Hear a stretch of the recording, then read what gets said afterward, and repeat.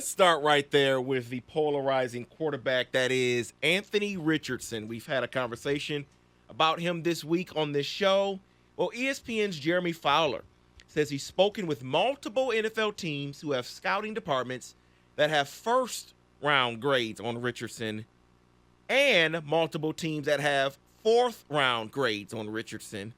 Says the talent is there, but will he pan out to be a pro? Great pro. One NFL exec told Fowler that Richardson is Cam Newton and Justin Fields combined. First-round grade. But where's Joe Milton, Phil? Fourth-round grade. Where's Joe Milton in there? I don't know. Because I thought that was Cam Newton and all of those people mixed up. I have no idea, but all I know is 80 yards from his knees. What do you do with Richardson? You don't draft him. He is this. Every year, there is that one guy who somehow tricks people into he's a first-round pick, whether he has a dynamite 40 run at a combine or his pro day, or they look at the throw. I look at the Wilson, quarterback. Oh, Zach Wilson. The off-platform throws. Remember when that was the buzzword? He did, though. He had those throws that he did at his pro day, shot him all the way up to 2. He wasn't that good, but you fell in love with that throw. And right now, this is this year's Malik Willis. Just don't do it. So you want him to flirt. You want him to go as high as he can for the Lions. Now, right. I need one of the idiots ahead of the Lions to buy in. Or someone behind him that wants to trade up, love him. Because here's the thing. If there are now 4 quarterbacks that get taken before you pick, guess what that means without having to make a trade, Lions fans? You get what's left over, and it's pretty good leftover. Anderson or Carter. If it goes that way. So, by all means, let them keep rising up, but don't play the game, Detroit. I'm telling you, don't do it. Don't take him home. You can flirt with him, but don't take him home. I wouldn't even flirt with him. Maybe send him over a drink. That's about it. That's the most you would do. Which means you have a meeting at the combine. You know, those meetings you can schedule. Oh, you ready for that? Is a meeting just me saying, hey, what's up, Anthony? No, hey, we met. A combine meeting is he's in your room, you're quizzing, so everyone knows, Richardson just went into the Lions studio. Honestly, you're right. Here's what I would do. Hey, Anthony, why don't you come into our interview room, and when he get in there would be a bed. Just go take a nap, get some sleep. We're going to leave. And then when you He's leave, gonna leak that. And when you leave 30 minutes later, they're like, wow, the Lions were really interested. No, he was asleep. What I would recommend is that you do your homework on anybody who has the traits to be a franchise quarterback. That's why you have some teams excited. The traits are there. Strong arm, super athletic. You do your homework.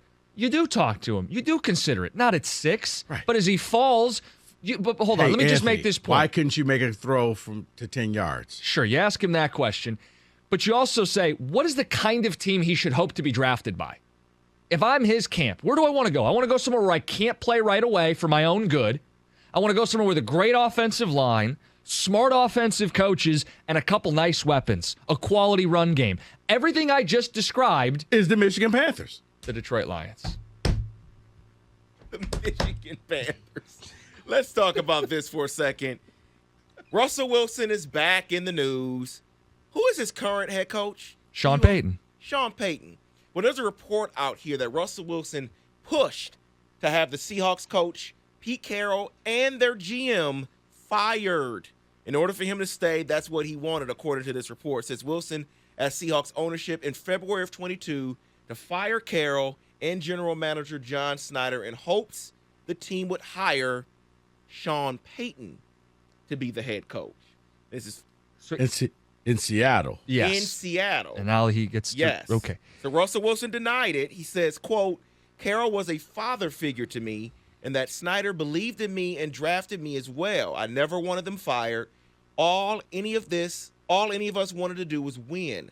I'll always have respect for them and love for Seattle. Do you believe the story? Simple as that.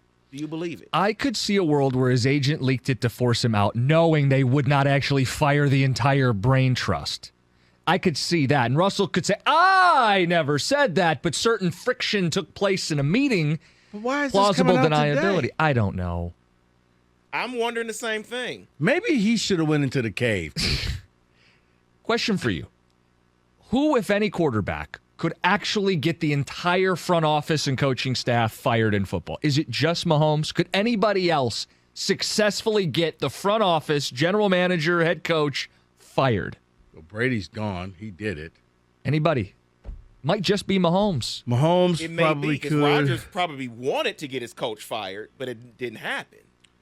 Well, Rodgers had coaches hired because of him. Sure. So that means he does have Nathaniel Hackett. influence. So who does Russell Wilson think he is? There's no way he would. If you believe the story is if you true. believe it, allegedly, all that stuff. Yeah, I can't really think of another quarterback.